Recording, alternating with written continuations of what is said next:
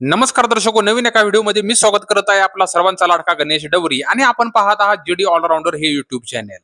दर्शको, अत्यंत महत्वाची अशी मी आज अपडेट आपल्यासाठी घेऊन आलेलो आहे आणि ती अपडेट खास करून शासकीय नोकरदार वर्गांसाठी असणार आहे. आणि जे विद्यार्थी विद्यार्थिनी शासकीय नोकरीसाठी प्रयत्न करत आहेत त्यांच्यासाठी सुद्धा हा महत्वाचा व्हिडिओ ठरणार आहे. तरी कोठेही अर्धवट व्हिडिओ न सोडता, कोठेही व्हिडिओ न स्किप करता शेवटपर्यंत ज्यावेळी हा व्हिडिओ पाहाल त्यावेळी आपल्याला सरकार नोकरीमध्ये कोणते नियम नवीन लागू केलेले आहेत महाराष्ट्र शासनाने हे आपल्याला समजेल. आणि हे समजल्यामुळे जे विद्यार्थी शासकीय नोकरीसाठी प्रयत्न करत आहेत त्यांना ह्या व्हिडिओचा नक्कीच फायदा होईल. त्यामुळे हा व्हिडिओ जास्तीत जास्त शेअर करा. आपल्या मित्रवर्ग, व्हॉट्सअप ग्रुप असेल, फेसबुक ग्रुप असेल, प्रत्येक ग्रुपवर हा शेअर करा, जेणेकरून एखादा व्यक्ती जो शासकीय नोकरीसाठी प्रयत्न करतोय त्याला याची माहिती मिळेल. तर जास्त वेळ न घालवता इथे तुम्ही साईडला जे घंटीचं बटन दिलेलं आहे त्याच्यावर क्लिक करा आणि जीडी ऑलराऊंडर हे युट्यूब चॅनल सबस्क्राईब करा. तर दर्शको, आता महाराष्ट्र शासनाने कोणते नियम सरकारी नोकरीसाठी का नेमलेले आहेत ते आता आपण पाहूया. तर मित्रांनो, महाराष्ट्रातील स्पर्धा परीक्षा आणि सरळ सेवा भरतीची तयारी करणाऱ्या लाखो तरुण तरुणीसाठी सध्याची सर्वात मोठी आणि धक्कादायक बातमी समोर येत आहे.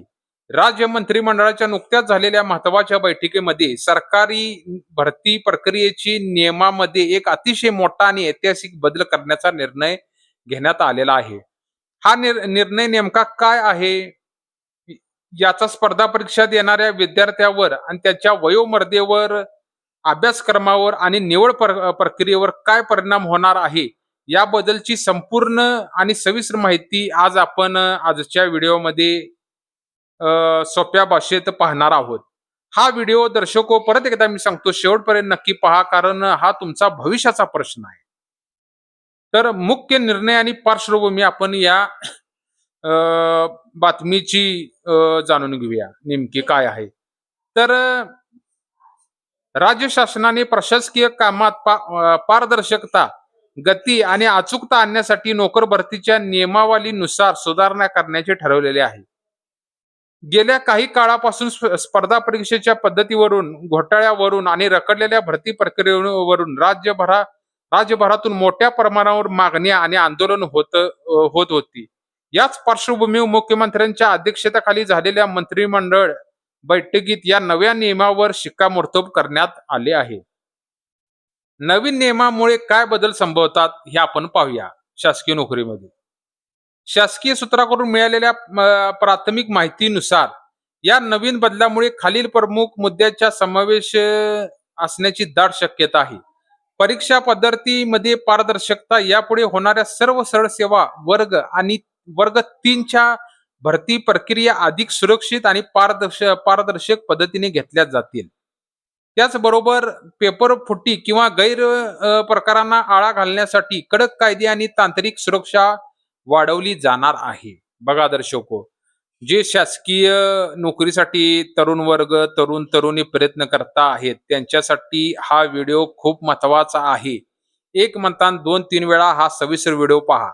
मी डिस्क्रिप्शन मध्ये सुद्धा मी याची माहिती सविस्तर देणार आहे, ती सुद्धा आपण तिथे जाऊन सुद्धा पाहू शकताय. हा विद्यार्थी वर्गांसाठी अतिशय महत्वपूर्ण असा आजचा व्हिडिओ होणार आहे, त्यामुळे आपण लक्षपूर्वक हा व्हिडिओ ऐका. बातमी खूप महत्वाची आहे. निवड प्रक्रियेचा कालावधी आता आपण जाणून घेऊया. अनेकदा सरकारी भरतीची जाहिरात निघाल्यापासून प्रत्यक्ष नियुक्ती मिळेपर्यंत 2 ते 3 वर्षे निघून जातात. बघा, आपण ज्यावेळी एखाद्या शासकीय नोकरीची एखादी एक्झाम देतो, त्या परीक्षेत उत्तीर्ण होतो, तर जर ती नियुक्ती मिळेपर्यंत, जाहिरात निघाल्यापासून प्रत्यक्षात नियुक्ती मिळेपर्यंत आपल्याला 2 ते 3 वर्षे जात होती. हा वेळ वाचवण्यासाठी आणि भरती प्रक्रिया जलद गतीने पूर्ण करण्यासाठी काल मर्यादा ठरवून दिली जाण्याची शक्यता आहे. एक खिडकी योजना: वेगवेगळ्या विभागाच्या भरतीसाठी विद्यार्थ्यांना वेगवेगळ्या ठिकाणी अर्ज करावे लागतात आणि फी भरावी लागते. या त्रासातून सुटका करण्यासाठी शासनाकडून परीक्षेचे एकत्रीकरण किंवा मध्यवर्ती प्रणाली आणण्याचा विचार सुरू आहे. वयोमर्यादा आणि पात्रता आणि निकष. बदलत्या काळाची गरज पाहून काही विशिष्ट पदासाठी शैक्षणिक पात्रतेत किंवा संगणक अर्हतेमध्ये नवीन निकष जोडले जाण्याची शक्यता आहे.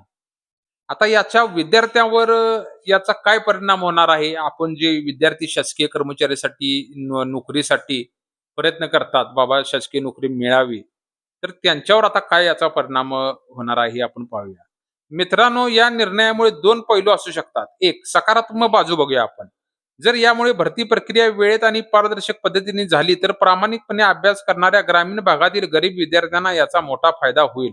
वशिलेबाजी आणि गैरफायदाला आळा बसेल. बघा, जे आपले ग्रामीण भागात जे तरुण-तरुणी आहेत, जे ते शासकीय नोकरीसाठी प्रयत्न करतात, गोरगरीब असतील, तर यामध्ये वशिलेबाजी काय चालणार नाही. पारदर्शक पद्धतीने ही प्रक्रिया पडते. तर चिंतेची बाजू आता आपण काय बघूया. अचानक झालेल्या नियमातील बदलामुळे विद्यार्थी गेल्या काही वर्षापासून जुन्या पद्धतीनुसार अभ्यास करत आहेत. त्यांच्या मनात संभ्रम निर्माण होऊ शकतो.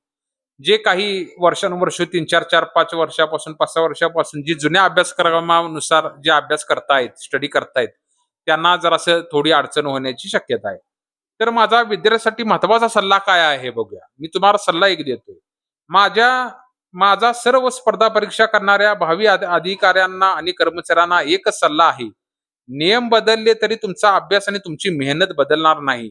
शासनाकडून या निर्णयाची जशी अधिकृत आणि सविस्तर जी-आर परत प्रसिद्धी होईल, तशी याची संपूर्ण माहिती प्रत्येक कलमासह मी तुमच्यापर्यंत घेऊन येईन दर्शको. त्यामुळे हा जी-डी ऑलराउंडर YouTube चॅनल सबस्क्राईब करा. कारण सबस्क्राईब केलं तरच तुम्हाला नवनवीन जी-आर असे जे आहेत, याची अपडेट मी तुम्हाला देणार आहे. तर शासनाकडून महत्त्वाचं म्हणजे यावेळी निर्णयाची अधिकृत सविस्तर ज्यावेळी येईल, त्याची परत मी तुम्हाला देईनच. संपूर्ण माहिती प्रत्येक कलमासकट मी देऊन तुमच्यापर्यंत घेऊन येईन. त्यामुळे अजिबात घाबरून न जाता आपल्या अभ्यासावर लक्ष केंद्रित करा दर्शक. तर मित्रांनो, तुम्हाला काय वाटते, शासनाने केलेला हा बदल विद्यार्थ्यांच्या फायद्याचा ठरेल, की यामुळे विद्यार्थ्यांचे नुकसान होईल? तुमची प्रक्रिया खाली कमेंट बॉक्समध्ये नक्की कळवा आणि हा व्हिडिओ तुमच्या सर्व अभ्यास करणाऱ्या मित्रांबरोबर टेलिग्राम ग्रुप्सवर आणि व्हॉट्सअप ग्रुपवर शेअर करायला विसरू नका. चॅनलवर नवीन जर दर्शक असाल तर सबस्क्राईब करा. कारण तुम्ही सबस्क्राईब केलं तरच याची आपल्याला इत्थंभूत माहिती आपल्याला मिळणार आहे.